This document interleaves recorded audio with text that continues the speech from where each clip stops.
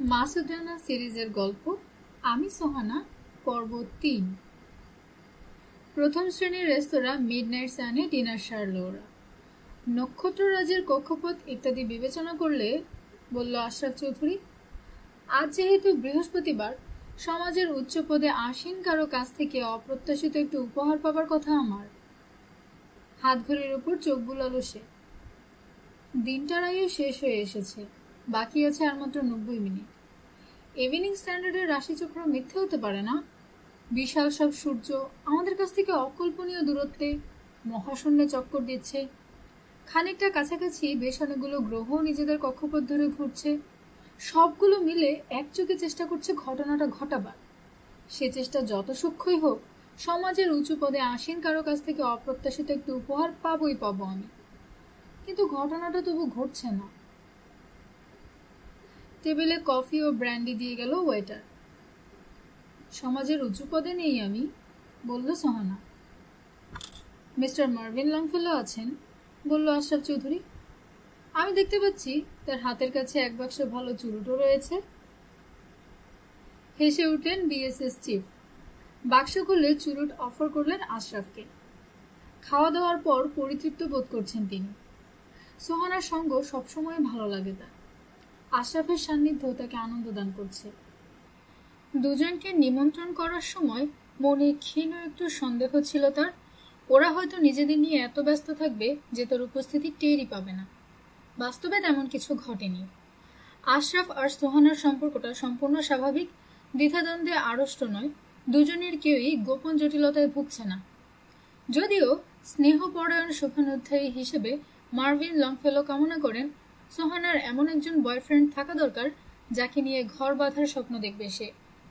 সোহানা যে সে ধরনের কোনো স্বপ্ন আশরাফ চৌধুরীকে নিয়ে দেখছে না, এটা আজ তিনি উপলব্ধি করতে পেরেছেন।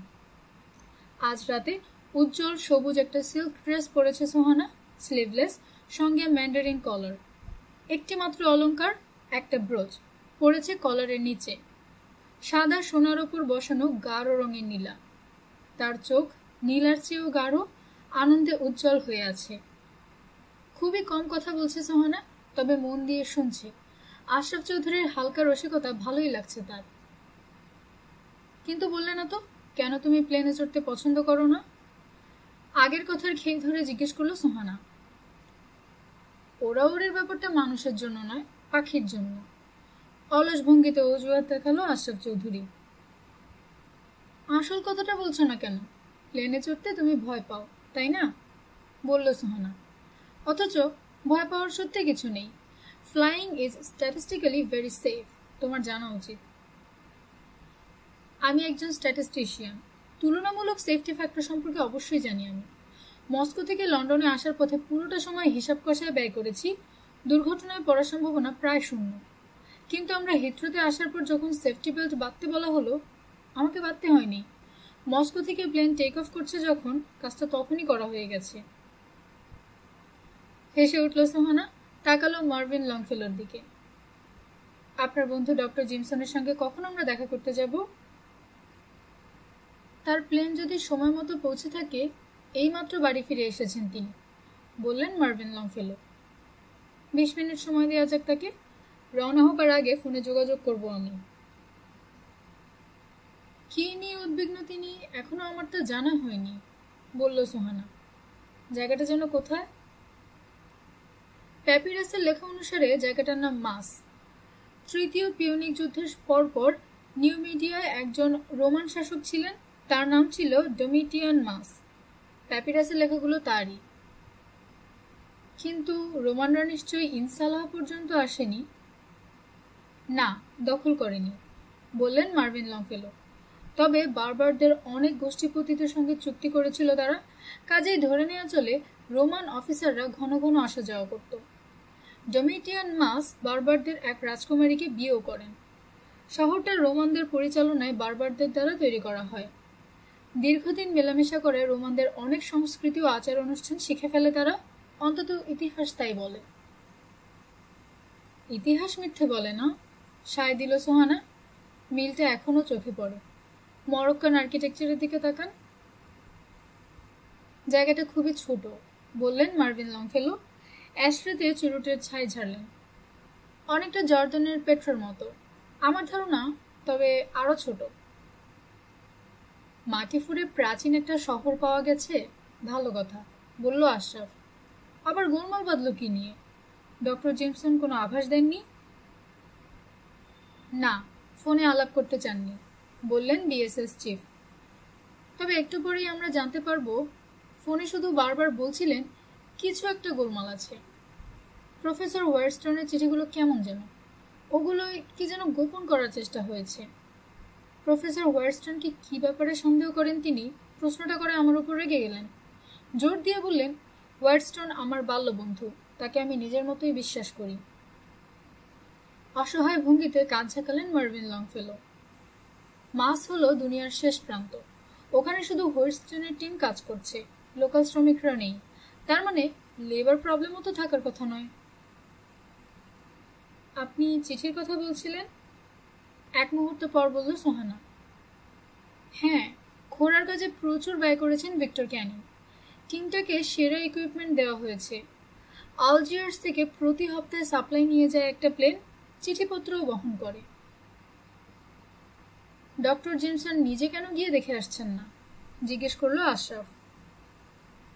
নিজের বুকে একটা আঙুল তাক করলেন মার্ভিন লংফেলো। হার্ট, জায়গাটা অত্যন্ত গরম।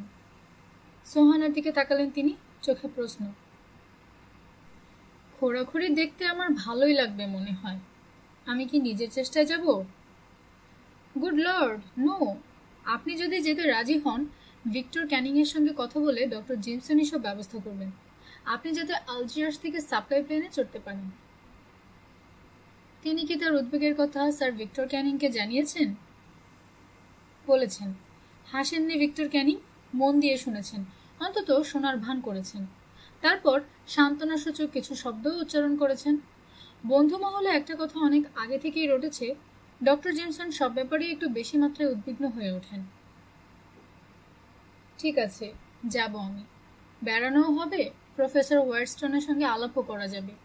ফিরে এসে আমিও কিছু সান্ত্বনাসূচক শব্দ উচ্চারণ করব। I shall be really grateful. কিন্তু একটার চেয়ে দুটো মাথা কি ভালো নয়? জিজ্ঞেস করলো আশরাফ। মানে বলতে চাইছি, সোহানার সঙ্গে আমিও যেতে পারি। আমার উপস্থিতি গোটা ব্যাপারটায় একাডেমিক কালার এনে দেবে বলে মনে করি। তাছাড়া একা একটা মেয়ে, হোক সে রণরঙ্গিনী, ধুধু মরুভূমিতে যদি হারিয়ে যায়, কে তাকে খুঁজে বের করবে? চিন্তিতভাবে মাথা ঝাঁকালেন মার্ভিন লংফেলো। আপনার কোথায় যুক্তি আছে? সোহানা বলল, ধন্যবাদ। আশরাফের দিকে তাকালো সে। চিন্তা করো না, প্লেনে আমি তোমার হাত ধরে থাকবো আর স্ট্যাটিস্টিক্স কোড করব। তা করো, আমার টেকনিক্যাল প্রশ্নগুলোর উত্তর পাইলটের কাছ থেকে আদায় করার পর যদি সময় পাও। তবে যাই করো, খবরদার আমার সেফটি বেল্ট খোলার চেষ্টা করো না। 7 মিনিট পর হাইড পার্কে ঢুকলো সোহানার মার্সিডিজ। রেস্তোরাঁ থেকে বেরোবার আগে সবুজ ড্রেসের সঙ্গে মানানসই একটা সিল্ক কোট পরেছে সে। পেছনের সিটে বসেছে আশরাফ, সোহানার পাশে মার্ভিন লংফেলো। খুব করে কে সে দৃষ্টি আকর্ষণ করলেন ভদ্রলোক, তবে কিছু বললেন না। মনে হচ্ছে কি যেন বলতে চান আপনি? জিজ্ঞেস করলো সোহানা। আভাসে কাজ হয়নি, বললেন বিএসএস চিফ। কাজেই সরাসরি জিজ্ঞেস করি, মিস্টার রানা এই মুহূর্তে কোথায় জানতে পারলে আমার একটু উপকার হতো। জানতে পারি কি ধরনের উপকার? মৃদু আড়ষ্ট হাসি সোহানার মুখে। আমার কিছু ইনফরমেশন দরকার, জাপানি টেরোরিস্ট গ্রুপ আকামুডা সম্পর্কে, বললেন মার্ভিন লংফেলো। মিস্টার রানা একবার কথা প্রসঙ্গে বলেছিলেন গ্রুপটা সম্পর্কে তথ্য সংগ্রহ করছেন তিনি। আড়ষ্ট ভাবটুকু অদৃশ্য হলো সোহানার চেহারা থেকে। ড্যাশবোর্ডের একটা সুইচ অন করলো সে। রানার ব্যাপারটা একটু রহস্যময়। গত 15-20 দিন তার কোনো খবরই পাইনি আমি। তবে এখন একবার চেষ্টা করে দেখতে পারি। হেয়ালি করছো নাকি? জিজ্ঞেস করলো আশরাফ। রানার খবর তুমি রাখো না, কিংবা রানা তোমার খবর রাখে না? ইঙ্গিতটা না বোঝার ভান করলো সোহানা। মার্ভিন লংফেলোকে বলল, 2300 ঘন্টায় রানার সঙ্গে প্রায় রোজই আমার কথা হয় লন্ডন সময়, কিন্তু বেশ কটা দিন রানার সাড়া পাচ্ছি না। আপনি বললে এখনই ওকে পাবার চেষ্টা করতে পারি। তুমি কি রেডিওর কথা বলছো সোহানা? জিজ্ঞেস করলো আশরাফ। ড্যাশবোর্ডের নিচে অভিধান আকৃতির ওই জিনিসটা সত্যি একটা রেডিও? KW2000 ট্রান্সসিভার, ব্যাটারিতে চলছে। দূরে কোথাও গেলে এই একই জিনিস একটা নিজের সাথে রাখে রানা সাধারণত। তুমি যে রেডিও অপারেটরও আমার জানা ছিল না, মন্তব্য করলো Ashraf. Licensed radio amateur. Grosvenor গেটে ট্রাফিক সিগন্যাল দেখে গাড়ি থামালো সোহানা। রেডিওর সঙ্গে মাউথপিসটা জোড়া লাগালো। মাউথপিসটা ওর মুখের সামনে ঝুলে রয়েছে। এমন কিছু বলো শুনে যেন দুর্বোধ্য লাগে, আহ্বান জানালো আশরাফ। অটোমেটিক সুইচ আছে সেটটায়, বলল সোহানা। কথা বলতে শুরু করলেই মেসেজ পৌঁছে যাবে। আমি থামলেই ওখান থেকে মেসেজ আসবে। হাতের কোনো কাজ নেই। 20 metre band, spot frequency 14103 max. নির্ঘাত কৌতুক করছো তুমি, বলল আশরাফ। তোমার কাছ থেকে আভাসে জেনেছি আমি রানা এই মুহূর্তে আমেরিকা বা আরো দূরে কোথাও আছে। 5 পার্কের ভেতর দিয়ে যাবার সময় একটা গাড়িতে বসে তার সঙ্গে তুমি কথা বলতে পারো না? এসব শুধু টিভির স্পাই থ্রিলারেই সম্ভব। এর আগে এটার সাহায্যে ওর সঙ্গে কথা বলেছি আমি। হংকং, ইন্ডিয়া, নিউজিল্যান্ড ও ব্রাজিলে ছিল ও। অথচ লন্ডনেরই একটা ডিপার্টমেন্টাল স্টোরের সঙ্গে ফোনে কথা বলতে গিয়ে গলদঘর্ম হয়েছি আমি। 10 মিনিট পর হাল ছেড়ে দিই।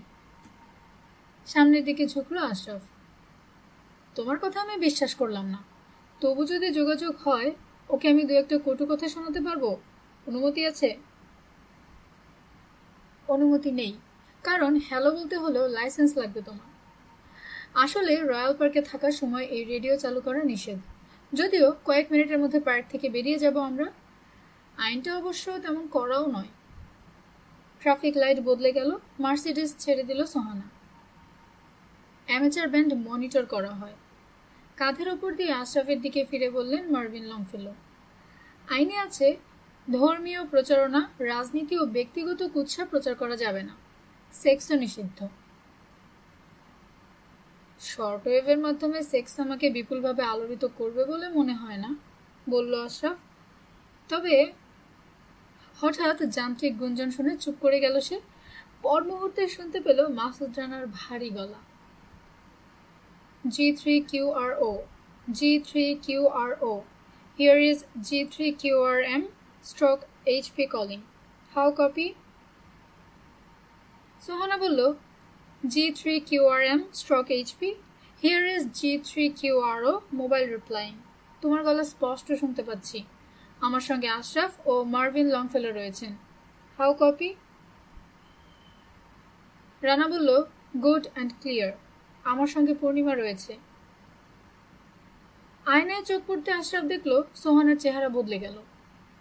হোল্ড ইট বলে মার্বেল আর্ক এর বিশাল চক্করটা ঘুরল সে।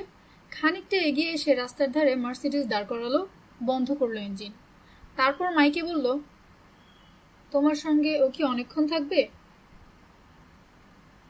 সেটা নির্ভর করে চাচা পেন্সের ওপর। এবার মার্ভিন লংফেলোকে আড়ষ্ট হয়ে উঠতে দেখলো আশরাফ। ঝট করে সোহানার দিকে তাকালেন তিনি। তার চেহারা থেকে হাসি খুশি ভাবটুকু মুহূর্তের মধ্যে অদৃশ্য হয়েছে। আমাদের দুজনেরই এখানে দম বন্ধ হওয়ার অবস্থা, বলছে রানা। তবে তারপরও আমি ব্যস্ত। কি নিয়ে ব্যস্ত তুমি? জিজ্ঞেস করলো সোহানা। তার চেহারায় ব্যগ্র একটা ভাব। আশরাফের মনে হলো কোনো সূত্র পাবার আশায় কান খাড়া করে আছে সে। পুরানো আরবি নিয়ে মাথা ঘামাচ্ছি, বলল রানা। বিশ্বাস করো, দ্রুত শিখছি আমি। তোমার সঙ্গে দেখা হবার আগে অনেক দূর এগিয়ে যাব বলে আশা রাখি। সোহানার পেশিতে ঢিল পড়ল। বেশ ভালো। আমার মনে পড়ছে সাদের লম্বা কবিতাটা মুখস্থ করতে পারছিলে না? এখন জিজ্ঞেস করে দেখো না। রানার গলায় গর্ব। শোনো তাহলে। আরবি কবিতাটা আবৃত্তি করলো রানা। মাঝে মধ্যে একটু ইতস্তত করলো ও, তবে থামল না। ওর কবিতার একটা বর্ণও বুঝল না আশরাফ। মার্ভিন লংফেলো আরবি জানেন না। ড্যাশবোর্ড থেকে প্যাড আর পেন্সিল নিয়ে তৈরি হলো সোহানা। প্রায় 2 মিনিট আবৃত্তি করলো রানা। প্যাডে সোহানা শুধু একটা সংখ্যা লিখল। স্থির হয়ে বসে আছে আশরাফ, কথা বলছে না। রানা ও সোহানা নিজেদের পেশাগত বিষয় নিয়ে আলাপ করছে। শেষ পর্যন্ত ব্যাপারটা কি আকৃতি পাবে জানা নেই তার, তবু তার তলপেটের ভেতরটা মোচড় খাচ্ছে। কি কেমন লাগলো জানতে চাইল রানা। মন্দ নয়, উচ্চারণ আগের চেয়ে ভালো হয়েছে, তবে দ্বিতীয় স্তবকে ভুল আছে একটু, ওখানটায় হবে। আরবিতে কিছু বলল সোহানা, তারপর জিজ্ঞেস করলো, বুঝতে পারছো? হ্যাঁ ধন্যবাদ। শোনো, ট্রাফিক বাড়ছে, কাজে এখান থেকে সরে যেতে হচ্ছে আমাদের, পরে কথা বলবো আবার। This is G3QRO mobile, of and clear with 88। রানার কাছ থেকে আনুষ্ঠানিক উত্তর পাবার জন্য অপেক্ষা করলো সোহানা, তারপর রেডিওর সুইচ অফ করে দিল। 88 কি জিজ্ঞেস করলো Ashraf. Standard code, love and kiss. Marvin লংফেলোর দিকে তাকিয়ে আছে সোহানা। পেনিফিদার, ক্লান্ত কণ্ঠে বললেন বিএসএস চিফ। তার ব্যক্তিগত বন্ধু ব্যারনেস ডফিনের $20 লাখ হিরে চুরি করেছিল পেনিফিদার 2 বছর আগে। কেসটা তিনি রানা ও সোহানাকে দিয়েছিলেন। সে যাত্রা হিরে উদ্ধার হয়েছিল ঠিকই, কিন্তু পেনিফিদার ধরা পড়েনি। তারপর থেকে একের পর এক অনেকগুলো অপরাধ ঘটিয়েছে পেনিফিদার। ব্রিটিশ পুলিশ বা ইন্টারপোল তার টিকিটিও ছুঁতে পারেনি। পেনিফিদারের মতো ক্রিমিনালদের সামলাবার কথা পুলিশের, কিন্তু তারা ব্যর্থ হওয়ায় উদ্বেগের মধ্যে আছেন তিনি। হ্যাঁ বলল সোহানা, আবার বাড়াবাড়ি শুরু করেছে সে। ঠিক কি ঘটেছে বলুন তো? অসুবিধার মধ্যে আছে রানা, সঙ্গে সঙ্গে QTH দেয়নি, তখনই আমি বুঝে ফেলি। তারপর পূর্ণিমার কথা বলল। পূর্ণিমা হলো বিপদের কোড। সিটের তলা থেকে ওয়ার্ল্ড এয়ারওয়েজ গাইড বের করে পাতা উল্টাতে শুরু করলো সোহানা। মেসেজ যখন পাঠাতে পেরেছেন, খুব একটা অসুবিধার মধ্যে নিশ্চয়ই নেই, প্রশ্নের সুরে বললেন মার্ভিন লংফেলো। খুব নয়, জটিল। আরবি কোডে বললেও অত্যন্ত সতর্ক ছিল রানা। ওর সঙ্গে অন্ধ একটা মেয়ে রয়েছে। পেনিফিদারের 2জন শিষ্য তার বোনকে খুন করেছে, চেষ্টা করছে মেয়েটাকে ছিনিয়ে নেওয়ার। কারণটা জানা নেই রানার। পানামা সিটি থেকে 1 ঘন্টার পথ, একটা কটেজে লুকিয়ে আছে ওরা। গম্ভীর হলেন মার্ভিন লংফেলো। পেনিফিদার হাল ছাড়ার লোক নয়। রানা তা জানে বলেই গা ঢাকা দিয়ে আছে। পানামায় আরো কটা দিন থাকার ইচ্ছে ওর। বলছে মেয়েটাকে বের করে আনার ব্যাপারে কারো সাহায্য পেলে ভালো হতো। এমন কেউ হলে ভালো হতো যার কভার অটুট আছে। মিস্টার রানার জায়গায় আমি হলেও এরকম সতর্ক হতাম, বিশেষ করে পানামায়। ওর কভার কি নষ্ট হয়ে গেছে? ঠিক জানে না, বলছে সম্ভবত। একটা দীর্ঘশ্বাস ফেলে মার্ভিন লংফেলো বললেন, দেরি হলে ডক্টর জিমসনকে আমরা হয়তো পাবো না। 8 ঘন্টা দেরি এমন কিছু নয়। হিথ্রো থেকে কাল 18.5 ঘন্টায় যদি নিউ ইয়র্কের প্লেন ধরি, ওখান থেকে DC-8 চড়ে শনিবার 19.5 ঘন্টায় পৌঁছবো পানামা সিটিতে। মোটা বইটা বন্ধ করে স্টার্ট দিল সোহানা। অন্তত ডক্টর জিমসনের কি বলার আছে শোনার সুযোগ পাবো আজ। আর কাউকে যদি না পাওয়া যায়, পরে এক সময় যাবার প্রস্তাব দিতে পারি আমি।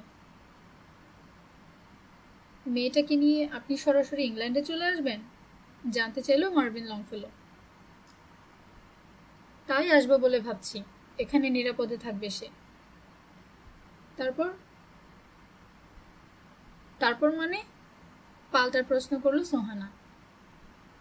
আমি আমার অন্যতম উপদেষ্টার কাছ থেকে পরামর্শ চাইছি, পেনিফিদারের কি হবে। আপনার উপদেষ্টা এই মুহূর্তে ছুটিতে আছেন।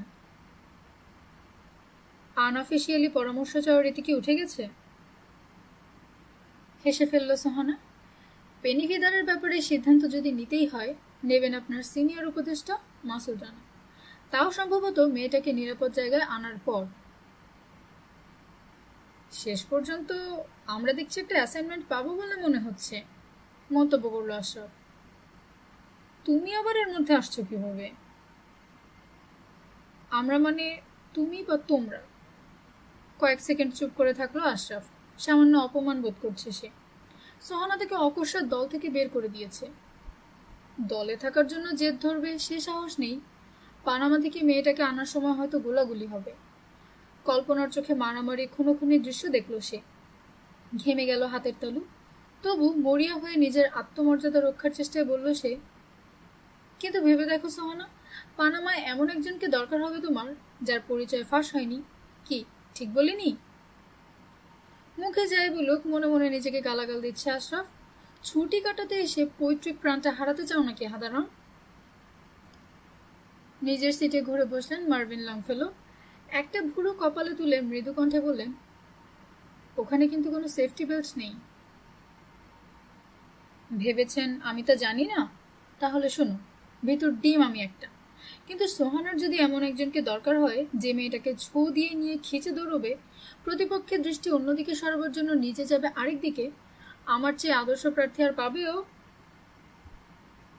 মার্ভিন লংফেলোর দিকে তাকালো সোহানা। ওর কথায় যুক্তি আছে। আমাকে স্বীকার করতেই হবে, পালাবার ব্যাপারে আশরাফ ভারী ওস্তাদ। মনে করিয়ে দেওয়ার দরকার নেই, গম্ভীর সুরে বলল আশরাফ। এমনিতেই আজ রাতে আমার ঘুম আসবে না। ভালো কথা, পানামা যাবার ভিসা নেই আমার। জানি তোমাদের পরিচিত নিশ্চয়ই এমন কেউ আছে। পানামায় যেতে ভিসা লাগে না, তবু ড্যানিয়েল কার্ভিনকে ফোন করতে হবে। মেয়েটার জন্য খালি একটা ফর্ম চাইব। 5 মিনিট পর বেজ ওয়াটার রোড ছাড়িয়ে এলো মার্সিডিস। বাঁক নিয়ে একটা বাড়ির বাইরে থামলো। হাত ধরে সোহানাকে গাড়ি থেকে নামতে সাহায্য করছে আশরাফ। ছোট ও সরু গলিটার শেষ মাথায় সাদা দরজার সামনে একটা মূর্তিকে দেখতে পেল সে। মুহূর্তের জন্য নিজের চোখকে বিশ্বাস করতে পারল না আশরাফ। ভালো করে দেখার আগেই তার গায়ের রোম দাঁড়িয়ে গেল। অসম্ভব, একটা মানুষের শরীর এত বড় হয় কি করে? শুধু বিশাল তা নয়, আকৃতিটাও বেঢপ। আশরাফের মনে হলো সে বোধহয় কোনো ছায়া দেখছে। তারপর লোকটা নড়ে উঠল, হাত উঁচু করে দরজার গায়ে বসানো কলিং বেলের বোতামে চাপ দিল। চোখ ছানা বড়া হয়ে গেল আশরাফের। ভয়ে সিটকে গিয়ে উপলব্ধি করলো ব্যাপারটা বাস্তব, চোখ বা আলো ছায়ার কোনো চাতুরি নয়। লোকটা সম্ভবত 6.5 ফুট লম্বা। তার কাঁধ দুটো প্রায় দরজার মতোই চওড়া ও চৌকো। সেটার উপর বসে আছে বিশাল গোল একটা মাথা। দেখে মনে হলো ঘাড় বলে কিছু নেই। প্রকাণ্ড ধর, অসম্ভব লম্বা। ধরের নিচ থেকে বেরিয়ে আছে খাটো আকৃতির একজোড়া পা, এতই খাটো যে কল্পনা করা কঠিন হাঁটু বলে কিছু আছে কিনা। অথচ ধরটা এত লম্বা হওয়া সত্ত্বেও হাত দুটো প্রায় হাঁটু ছুঁয়ে আছে। বিতৃষ্ণার একটা ভাব জাগলো আশরাফের মনে, যদিও পর মুহূর্তে মনে মনে লজ্জা পেল।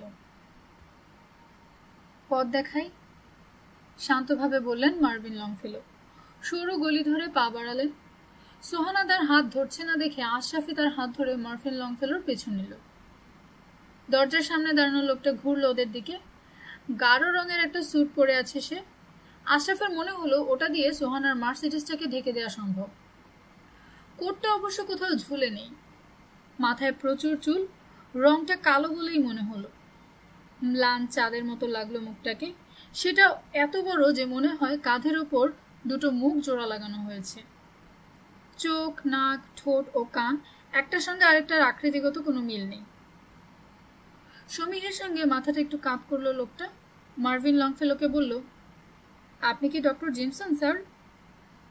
অত্যন্ত মার্জিত কণ্ঠস্বর। অভিজাত বংশের লোক না হলে উচ্চারণ ভঙ্গির মধ্যে এত বিশুদ্ধ ভাব আনা প্রায় অসম্ভব। আওয়াজটাও ভরাট। তার আকৃতি যে রোমহর্ষক একটা ব্যাপার, প্রায় কিংবদন্তিমাকার, এ ব্যাপারে সচেতন বলে মনে হলো না। অপ্রতিপ্ত নয়। দুঃখিত, না, বললেন মার্ভিন লংফেলো। ডক্টর জিমসনের সঙ্গে দেখা করতে এসেছি আমি। আমিও তাই এসেছি, বলল লোকটা। উনি বাড়িতে আছেন বলে মনে হচ্ছে না। চোখ ঘুরিয়ে সোহানা, তারপর আশরাফের দিকে তাকালো সে। চেহারায় বা চোখে কোনো আগ্রহ ফুটল না। 4 বার কলিং বেল বাজালাম, ভেতরে কোনো আলোও দেখছি না। 20 মিনিট আগে তো ছিলেন আমি যখন ফোন করি, বললেন মার্ভিন লংফেলো। ভুরু জোড়া এক হলো। তাছাড়া উনি জানেন আমরা আসছি। আমি যে আসছি তাও তো উনি জানেন। লোকটার গলায় অস্বস্তির রেশ। একা থাকেন, হয়তো চিনি বা চাপাতা কেনার জন্য বেরিয়েছেন, এখনই ফিরে আসবেন, বলে জোর করে হাসতে চেষ্টা করলো আশরাফ। প্রকাণ্ড লোকটা তার দিকে তাকালো। হঠাৎ নিঃশব্দে হাসল সে। আপনি হয়তো ঠিকই বলেছেন, তবে আমার আর অপেক্ষা করা চলে না। আপনারও যদি ক্ষমা করেন। বিশাল দেহটাকে যেতে দেওয়ার জন্য দুপাশে সরে আসতে হলো ওদেরকে। মার্ভিন লংফেলো জানতে চাইলেন, কে এসেছিল বলবো তাকে? কেগান, ব্রিটিশ মিউজিয়ামের ডান কেগান। দয়া করে তাকে যদি জানান কাল আমি ফোন করব, আমার খুব উপকার হয়। Good night. সরু পথটা জুড়ে এগুলো সে। পা দুটো অসম্ভব ছোট হওয়া সত্ত্বেও বিস্ময়কর দ্রুতগতিতে বয়ে নিয়ে চলেছে বিশাল ধরটাকে। গেট পেরিয়ে বড় রাস্তায় উঠল সে, বাঁক নিয়ে অদৃশ্য হয়ে গেল। আপনার ডক্টর জিমসনের বন্ধুদের বামুন বলা যাবে না, বলল আশরাফ দরজার দিকে এগুলো। এখন আমি যে কাজটা করতে যাচ্ছি সাধারণত সেটাকে অন্যায় বলে আখ্যায়িত করা হয়, কিন্তু বর্তমান পরিস্থিতিতে আমি এটাকে অন্যায় বলে মনে করছি না। ঝুঁকল সে, লেটার বক্সটার ঢাকনি সরিয়ে ভেতরে উকি দিল। বাহ, এমন কেউ আছে নাকি যে লেটার বক্সের ভেতরকার অপূর্ব দৃশ্য দেখার জন্য লালায়িত? সোজা হলো সে, দেখলো গলির শেষ মাথায় পৌঁছে উকি দিয়ে ডানকে গানকে দেখার চেষ্টা করছে সোহানা। ফিরে এসে মার্ভিন লংফেলোকে বলল সে, আপনি ওকে চেনেন না? মানে এই চেহারার কোনো বর্ণনা কখনো পাননি? না। সোহানার দিকে কঠিন দৃষ্টিতে তাকালেন বিএসএস চিফ। কেন জানতে চাইছেন? মৃদু কাজ ঝাঁকালো সোহানা। ঠিক বলতে পারবো না। বেলটা বাজাও আশরাফ। ব্রিটিশ মিউজিয়ামের একটা আইটেম 4 বার বাজিয়েছে। বললো বটে, তর্ক করো না। চাপ দাও বোতামে। বোতামে চাপ দিল আশরাফ। দরজার গায়ে কান ঠেকাতে অনেক দূর থেকে বেল বাজার অস্পষ্ট আওয়াজ পেল সে। ভদ্রলোক সম্ভবত বাড়ির পেছন দিকে বাস করেন, বলল সে, সেজন্যই কোনো আলো দেখা যাচ্ছে না। হ্যাঁ ঠিক, জানালেন মার্ভিন লংফেলো। বেলটা কি বাজছে? বাজছে। 1 মিনিট আশরাফ। আশরাফকে ছাড়িয়ে সামনে বাড়লো সোহানার একটা হাত। এটা তো দেখছি স্রেফ একটা ইয়েল লক, বলল সে। কপাট আর চৌকাঠের ফাঁকে কয়েক সেকেন্ড ওঠানামা করলো হাতটা। ঠিক আছে, এবার ধাক্কা দাও দেখি। আশরাফ ধাক্কা দিতেই খুলে গেল কপাট। অবাক হয়ে সোহানার দিকে তাকালো সে, দেখলো সেলুলয়েডের একটা টুকরো হাত ব্যাগের ভেতর ভরে রাখলো ও। মানলাম এটা শীতকাটা সঙ্গের মধ্যে পড়ে না, কিন্তু তবু কি কাজটাকে আইনসঙ্গত বলা যাবে? এখনো বলা যাবে যতক্ষণ আমরা কিছু চুরি না করি, বলে মার্ভিন লংফেলোর দিকে তাকালো সোহানা। আমরা যদি ভেতরে অপেক্ষা করি, ডক্টর জিমসন কিছু মনে করবেন? বিএসএস চিফ মৃদুকণ্ঠে বললেন, দরজাটা যখন খোলা দেখতে পাচ্ছি, আপনাদের আমি ভেতরেই বসতে বলবো। পথ দেখিয়ে ওদেরকে ভেতরে আনলেন তিনি। ওপর দিকের কোথাও থেকে আলো আসছে। লম্বা প্যাসেজের শেষ মাথার কাছে তার আভা দেখতে পেল ওরা। সামনের দরজা বন্ধ করে দিল আশরাফ। মার্ভিন লংফেলো একটা সুইচ খুঁজে পেলেন। মাথার উপর জোড়া ঝাড়বাতি জ্বলে উঠল। কার্পেট মোড়া একটা বড় হল ঘরে দাঁড়িয়ে রয়েছে ওরা। ওটা তার স্টাডি। ডান দিকের একটা দরজার দিকে হাত তুললেন মার্ভিন লংফেলো। আমার মনে হয় প্রথমে লিভিং রুমটা দেখা দরকার। প্যাসেজ ধরে এগোলেন তিনি। শেষ মাথায় পৌঁছে হঠাৎ দাঁড়িয়ে পড়লেন। সিঁড়িটা এখান থেকে ডান দিকে উঠে গেছে। নিচের দিকের কয়েকটা ধাপের উপর হাত পা ছড়িয়ে পড়ে রয়েছে ছোটখাটো একটা মানুষ, পরনে বাদামি রঙের ঢোলা স্যুট। তার ঘাড় একটা হাতের তলায় অদ্ভুত ভঙ্গিতে মোচড় খেয়ে রয়েছে দেখে শিউরে উঠল আশরাফ। মেঝে আর তার কাঁধের ফাঁক থেকে বেরিয়ে রয়েছে একখানা ভাঙা চশমা।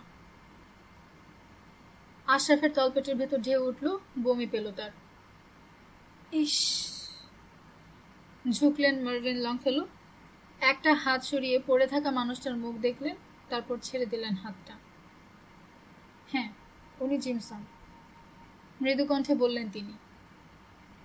ঝুঁকে রয়েছে সোহানা, দুটো আঙুল দিয়ে ডক্টর জিমসনের ঘাড়টা পরীক্ষা করছে। 10 সেকেন্ড পর সিধে হলো ও, গম্ভীর মুখে মার্ভিন লংফেলোর দিকে তাকালো। হঠাৎ করে সোহানার উপর অকারণ রাগ অনুভব করলো আশরাফ। 1 ঘন্টা আগেও সবকিছু কি সুন্দর ছিল। সোহানা আসলে অমঙ্গল আর বিপদের প্রতীক।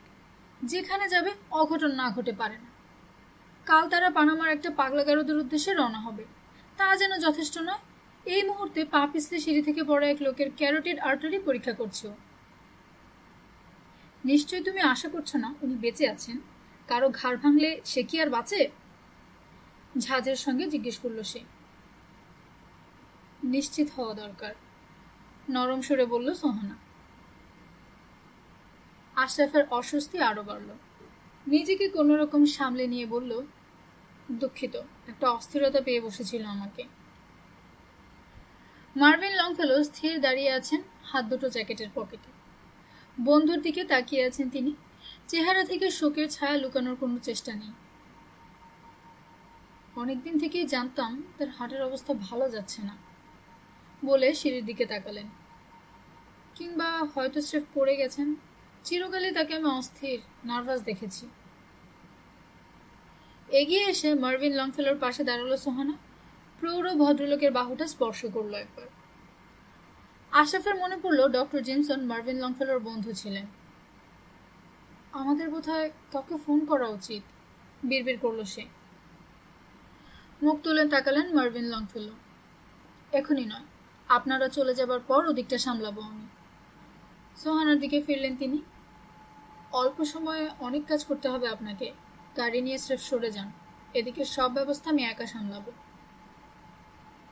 মাথা ঝাঁকালো সোহানা। আমি দুঃখিত mister Longfellow. Forget about it now and take care please. আবার মাথা ঝাঁকিয়ে আশরাফের কবজি ধরল সোহানা। মাত্র 2 পা এগিয়ে দাঁড়িয়ে পড়ল ও। ঘাড় ফিরিয়ে মার্ভিন লংফেলোর দিকে তাকালো। কিছুই বলা যায় না, সময় করে ব্রিটিশ মিউজিয়ামে একবার ফোন করলে ভালো হয়। খোঁজ নিয়ে দেখা দরকার ওদের ওখানে ডান কেগার নামে কেউ আছে কিনা।